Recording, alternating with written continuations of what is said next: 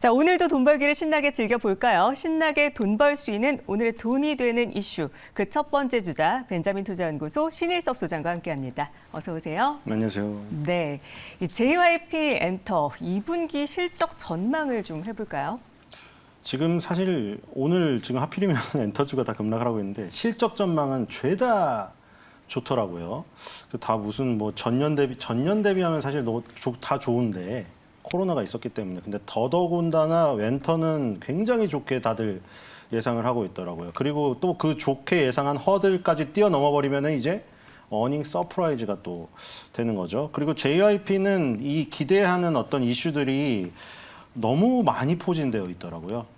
그리고 뭐 뒤에 얘기가 나오겠지만 원래 있던 JYP를 지금 이끌고 있는 예를 들어 걸그룹엔 트와이스, 이 보이그룹에는 스트레이키즈, 굳건한 데다가 새로운 어떤 유형 혹은 뭐 JYP 엔터의 어떤 트레이닝 그 시스템을 이용한 새로운 그 데뷔 그룹들 네. 이런 것들이 다 지금 깔려 있기 때문에 계속해서 실적은 좋아질 수밖에 없다. 왜냐하면 지금 또 여름, 가을로 갈수록 또 휴일이 또 많아요.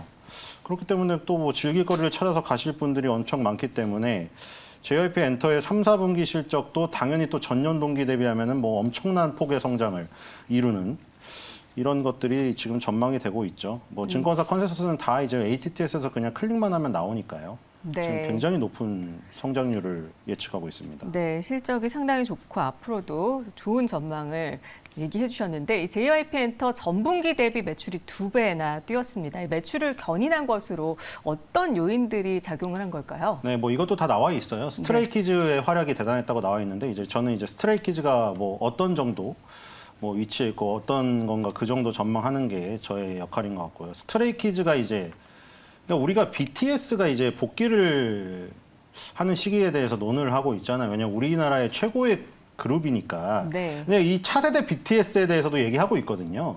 물론 뭐 BTS가 뭐 이제 뭐 여기서 이룰 거를 다 이뤄서 떠난다 이 얘기가 아니라 이제 BTS의 뒤를 이어서 그러니까 좀 나이가 좀 젊고 BTS의 발자취를 이제 밟아가야 할 포스트 BTS는 누군가에 대해서 굉장히 치열하잖아요. 근데 이제 나온 성과로만 보면 지금 사실 YG의 보이그룹은 조금 뒤처져 있어요. 네. YG 팬들이 실망할 수도 있는데 그게 현실이거든요. 뭐 여러 가지 판단 그게 근거가 있겠지만 일단은 앨범 판매량 이걸로 해야 되잖아요. 그러니까 거기서 이제 JYP의 스트레이키즈랑 지금 이 그 SM의 NCT가 포스트 BTS라고 부를 수가 있어요. 왜냐면 작년에 앨범 판매량이 BTS가 600만 장이 넘었고요. 2등이 스트레이키즈예요. 거의 580만 장에서 90만 장 정도고 네. 그다음에 3등이 NCT 드림이에요. 바로 밑에가 580만 장 정도예요.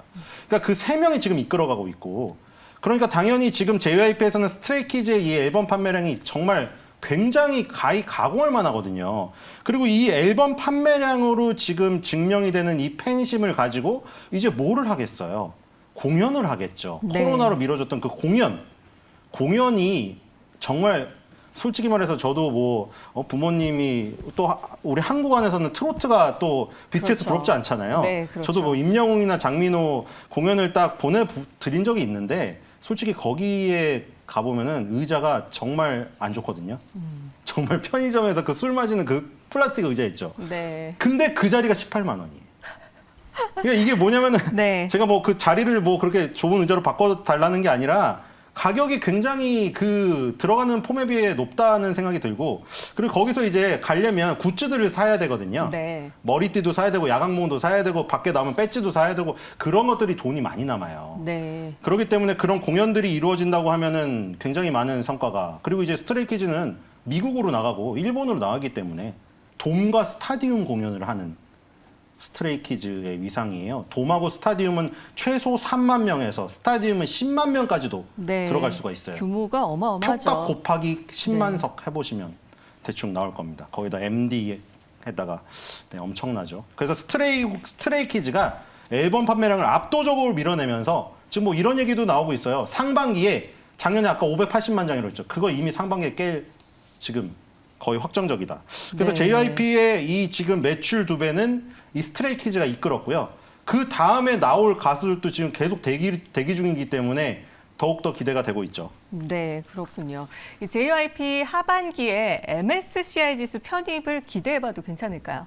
네, 뭐 근데 이거에 대해서는 뭐 저기 찬반 양론이 있더라고요. 뭐 JYP 주주분들 얘기가 아니라 그러니까 요즘에는 사실 뭐 공매도에 대한 그 찬성을 드리기가 좀 그런데 네. 아시다시피 에코프로가 뭐 공매도 설계에서 한 방 먹여서 약간 희열감을 느끼고 개인 투자자분들이 카타르시스를 낳는 분위기라. 근데 그 MSCI 우리 그냥 전체로 봤을 때 우리나라 지수가 왜 선진국에 못 들어가느냐 했을 때 그거에 대해서 계속 근거를 제시하시는 분들이 하는 얘기가 우리나라는 공매도를 완전 열지 않아서 MSCI 선진국 지수에 편입되려면 공매도를 완전 연시장만 편입해 주니 공매도를 해야 된다는 의견이 있었거든요. 뭐 근데 지금에서는 그 얘기를 하기가 그렇죠. 그러니까 뭐냐면 MSCI 편입되면 좋다고 하는 거는 왜 좋으냐면 우리나라에서 만든 그 펀드들 중에 우리가 액티브 펀드라고 능동적인 펀드가 있고 패시브 펀드라고 좀 수동적인 펀드가 있잖아요. 네. 패시브 펀드는 뭐예요? 그냥 시장 지표만 그림자처럼 따라가면 되잖아요. 근데 네. 그 지표로 삼는 게 보통 모건 스탠리에서 만든 이 MSCI 지수란 말이에요.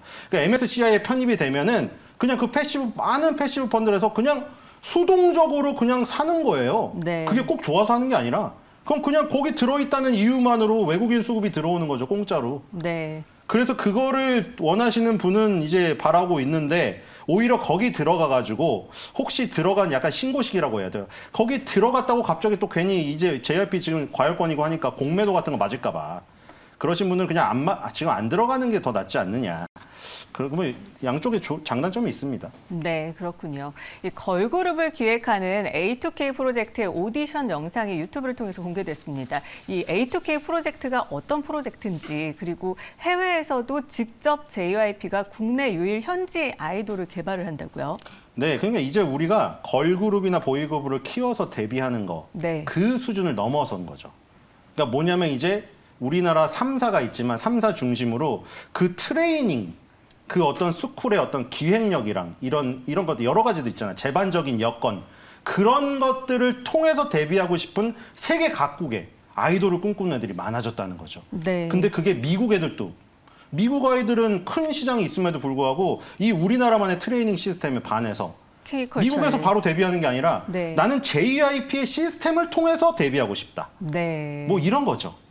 그래서 이제 JYP의 시스템을 통해서 JYP 상표를 붙이고 데뷔를 하는데 그게 얼굴이 황인종이 아니라 백인종인 거죠. 네. 그러니까 완전 현지한 거죠. 그러니까 JYP 박진영 씨가 옛날에 원더걸스 데리고 가서 미국에서 그렇게 고생하면서 떡볶이 먹으면서 이루려고 했던 꿈을 이제는 진짜 그 미국 백인들을 가지고 이룰 수 있는 지금 그 단계까지 와 있다. 네. 이렇게 정말. 보시면 될 것 같고 그 첫 번째 프로젝트가 A2K 예. 이 걸그룹 프로젝트입니다. 세계가 주목하고 있다고 볼 수가 있는데 이 JYP의 목표가를 우리가 얼마로 좀 볼 수 있을까요? 아 그래서 사실은 이거 좀 저는 근데 기술적인 과열권이라 좀 그렇긴 하거든요. 왜냐면 JYP가 엄청나게 올랐다는 표현이 제 표현은 뭐냐면 기술적으로 일단 과열권에 접어들어서 과열권에 접어든 초기에 말씀을 드린 게 아니라 지금 예를 들어 제가 보는 RSI 과열권 지표가 83이에요. 근데 여기서 이제 신규 매수를 굉장히 과감하게 하기에는 굉장히 부담스럽다는 거죠. 네, 많이 올랐다는 말씀이시죠? 그렇죠. 네. 여기서 뭐를 진짜 뭐 JYP가 예를 들어 뭐 5만 원, 6만 원일 때처럼 비중을 엄청나게 실게는 상당히 부담스러운 구간이에요. 네. 그래서 여기서 만약에 목표 주가를 뭐 16만 원 얘기한다고 하더라도 타이밍을 얘기해주지 않는 목표 주가 16만 원은 사실 의미가 없는 거예요. 네. 언제 갈지를 모르니까요. 사람들은 사고 나서 바로 오르길 원하지 사자마자 20% 손실 보고 누구도 기분 좋아할 사람은 없거든요. 그럼 전략을 어떻게 세워봐야 될까요? 그렇기 때문에 저는 JYP는 지금 바로 매수는 조금 안 좋다는 생각이 듭니다. 네. 뭐 눌림목을 안 주면 어쩔 수 없겠지만 제가 보기에는 눌림목이 나올 가능성이 확률이 굉장히 높다는 생각이 들고요. 네. 좀 기다리는 판단이 낫지 않을까? 네. 굳이 JYP를 굳이 여기서 할 이유가 있나요? 굳이 무리해서 할 이유는 없다고 생각이 됩니다. 네, 눌림목을 좀 기다리자라는 말씀을 해주셨습니다. 자, 그렇다면은 삼성증권이 이런 하이브에 대해서 또 이런 전망을 내놨는데 2분기 매출액을 전년 동기 대비 18.4% 증가한 6,062억 원, 그리고 영업이익은 17.9% 감소한 725억 원으로 전망을 했습니다. 영업이익이 감소한 배경이 뭘까요? 예, 하이브는 돈을 많이 쓰셨어요. 왜냐면 아시다시피 그 BTS 그때 10주년 해가지고 전 세계에서 보랏빛 물들였죠. 그때 무료로 엄청난 굿즈를 뿌렸습니다. 그 행사를 하는데 돈이 엄청나게 들었어요. 네. 그렇기 때문에 단기적으로는 영업이익 마이너스 날 수밖에 없죠. 그리고 지금 뉴진스 앨범 준비하느라고 그런 돈들이 많이 들어갔기 때문에 투자를 회수해야 될 때는 3, 4분기고 그런 부분들이 지금은 이제 마이너스로 나타난 거죠. 하지만 일시적이라고 볼 수가 있겠죠. BTS 10주년 축제를 매분기 하진 않을 테니까요. 네. 어쨌든 그때 전 세계적으로 일어났던 그때 명동이나 한강에 외국인들 엄청나게 왔어요. 불꽃 축제하고 그때. 그 BTS 불꽃 축제 한다고 그 비용이 그쵸. 많이 들어갔다고 보시면 될 것 같습니다. 네, 그렇군요. 이 팬 커뮤니티 플랫폼 위버스가 하이브 주요 매출로 자리를 잡을 수 있을까요? 새로운 구독 서비스는 어떤 것들이 있을까요? 네, 이거는 굉장히 지금 나중에 이제 좋죠. 디어유라던가 위버스라던가 이제 NC소프트가 너무 이제 그 게임 만드는데 급해서 사실 손을 뗐거든요. 원래 3파전이었잖아요. 처음에 시작할 때는 NC소프트 거 있었고 하이브 쪽 있었고 네. SM에서 하는 게 있었는데 NC소프트는 지금 사실 저기 빨리 어떻게 더 리니지를 어떻게든 해야 돼요. 지금 주가의 상황을 보시면 아시잖아요. 그래서 이제 그냥 양쪽으로 갈린 거예요. 그러니까 뭐 SM 소속이든 JYP 소속이든 저기 뭐 YG 소속이든 다른 중소기획사 소속이든 이 둘 중에 하나예요. 위버스로 가든 디어유로 가든. 그러니까 위버스랑 디어유는 더 좋죠. 하나가 없어졌으니까요. 팬 플랫폼이. 그러니까 위버스든 디어유든 이제 남은 3개 중에서 2개로 줄어버렸으니까 경쟁사가 없어졌으니까 다 흡수를 하겠죠. 그리고 여기서 이 사람들이 이제 굉장히 많이 이거를 가입합니다. 한 명이 한 3, 4개씩 가입을 해요. 왜냐면 생각을 해보세요. 옛날에 삐삐 시절하고는 차원이 달라요. 이제 카톡으로 아침에 인사로 깨워주고. 근데 그런 것들이 약간 뭔가 가짜 티 나는 게 아니라 진짜 이 사람이 해주는 것 같은 기술이 많이 발달됐어요. 인공지능이니 막 AI가 챗봇이 막 들어가면서. 네. 그거 진짜 실감나게 되거든요. 뭐 제가 직접 가입해서 해본 건 아니고 그 인터넷을 찾아봤죠. 네. 근데 진짜 팬 입장에서는 가입할 것 같아요. 제가 정말 젊은 10대라면. 다 가입할 것 같아요. 제가 좋은 거 한 3, 4개 가입할 것 같아요. 보이그룹, 걸그룹. 네. 깨워주고 친구처럼 대화도 할 수 있는데 가입 안 할 이유가 없죠. 네, 이 하이브가요 유니버설 뮤직그룹 UMG와 협업을 해서 내년 상반기에 데뷔 예정인 알류넥스트 프로젝트 이 걸그룹에 대한 기대감이 고조가 되고 있는데 이게 어떤 걸그룹인지 그리고 하이브에 주목할 만한 신인은 누가 있을까요? 네, 이것도 알류넥스트 그거 지금 이것도 이제 방송 시작됐어요. 네, 지금 그래가지고 이것도 그거거든요. 지금 20 몇 명인가? 22명인가 지금 정확히 기억이 안 나는데 참여해서 마지막에 6명을 뽑아요. 근데 이게 아까 UMG가 유니버셜 뮤직 그룹이거든요. 이 지금 PPT가 좀 안 되긴 했지만 그 전에 PPT가 왜 그 OMG나 이 뉴진스 거보다 핫백 순위가 높았냐. 물론 거기 큐피트가 워낙 좋아서 그랬을 수도 있죠. 네. 유니버셜 뮤직 그룹하고 이미 사실 계약을 했어요. 그렇기 때문에 마케팅 능력이 거기서 펼쳐진 거죠, 사실은. 큐피트 노래도 좋았지만. 이게 그 콩짝이 맞은 거죠. 그러니까 유니버셜 뮤직그룹이라는 것은 세계로 진출하는데 이 방시혁 의장이 맨날 얘기했잖아요. 아직 우리가 하이브가 그래도 우리나라에서 가장 크지만 미국에서 경쟁을 하려면 덩치를 훨씬 더 키워야 된다. 덩치를 키우는 데 시간이 걸리니까 그런 유니버셜 뮤직그룹이나 이런 데 마케팅을 힘을 빌려야겠죠. 그래서 이 유니버셜 뮤직그룹과 함께 키우는 알류넥스트 굉장히 기대가 되고 그리고 항상 우리나라 잘하는 거 있잖아요. 우리나라 또 오디션 프로그램의 그거거든요. 왕자예요. 근데 이거를 붐을 일으키는 거죠. 점점 쪼는 거죠. 네, 뭐 사실 베이비몬스터도 사실 7명 그냥 다 데뷔 시켰지만 처음에 쫓잖아요. 살짝 이거 떨어질 수도 있다고 하면서 뭐 5명만 된다고 하면서 2명을 떨어뜨릴 것처럼 하다가 나중에 양 사장이 나와가지고 원래부터 7명 다 시킬 생각이 있었습니다. 좀 기밀 세계나 좀 어쨌든 그런 거를 너무 잘해요. 우리나라는. 쪼는 것도 잘하고 중요한 순간에 딱 끊어버리잖아요. 다음 화에 계속. 그런 걸로 붐을 업을 한 다음에 딱 6명을 뽑았을 때 이제 엄청나게 대중은 열광하는데 요즘은 유튜브가 있어서 더 빨라요. 네. 지금 벌써 반응이 유튜브 조회수가 엄청나게 올라오고 있기 때문에 네. 이것도 기대가 되죠. 아까 그거랑 똑같아요. JYP가 지금 미국 그 A2K 프로젝트 하는 것처럼 네. 하이브 같은 경우는 알류 넥스트 프로젝트를 하고 있어요. 이게 네. 전부 다. 우리나라 기획사의 트레이닝 능력으로 데뷔하고 하지 않은 아이들이 지금 줄을 저기 문 밖에 서가지고 기역 니은자로 꼬부러져 있어요. 지금. 네. 거기서 뽑아서 데뷔하니까 얼마나 지금 기대감이 크고 그 기대감뿐만 아니라 진짜 실력과 외모와 거기서 뽑았으니까요. 네, JYP도 얼마나 그렇고 성공 확률이 높겠습니까? 하이브도 그렇고 정말 국제적인 프로젝트로 세계 무대로 계속해서 뻗어나가고 있는데 하이브의 주가 전력 우리가 어떻게 세워보면 좋을까요? 네, 하이브는 상대적으로 지금 살만하다고 생각합니다. 네, 지금 오늘도 JYP, 많이 떨어져 예, 그쵸. 있네요. 네. JYP는 솔직히 너무 지금 솔직히 신규 매수하라면 저는 정말 바지가랑이 잡고 말릴 거예요, 진짜.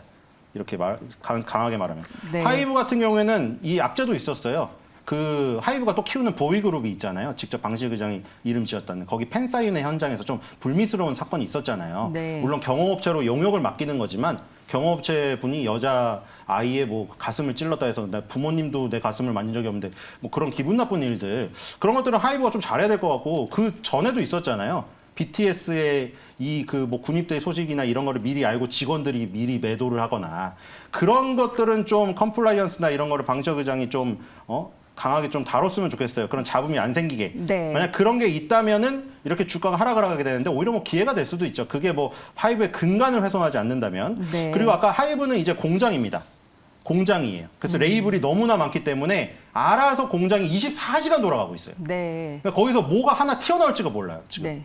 그리고 일단 뉴진스가 지금 다시 복귀가 임박을 했기 때문에 그거에 대한 기대감을 지금 30만 원 밑에서는 아주 유리한 가격이 아닌가 이런 생각이 들어요. 그래서 25만 원대는 매수해 볼 만한 가격이고요. 그리고 30만 원 목표가는? 이상으로 저는 한 35만 원까지도 네. 올해 4분기 정도까지 네. 이 정도로 바라보면 되지 않을까 이런 생각이 듭니다. 네, 30만 원 이하에서는 사도 괜찮다. 그리고 35만 원까지 목표가 제시를 해주셨습니다. 자, 지금까지 돈이 되는 이슈 벤자민 투자연구소 신일섭 소장과 함께 자세히 살펴봤습니다. 오늘 말씀 고맙습니다.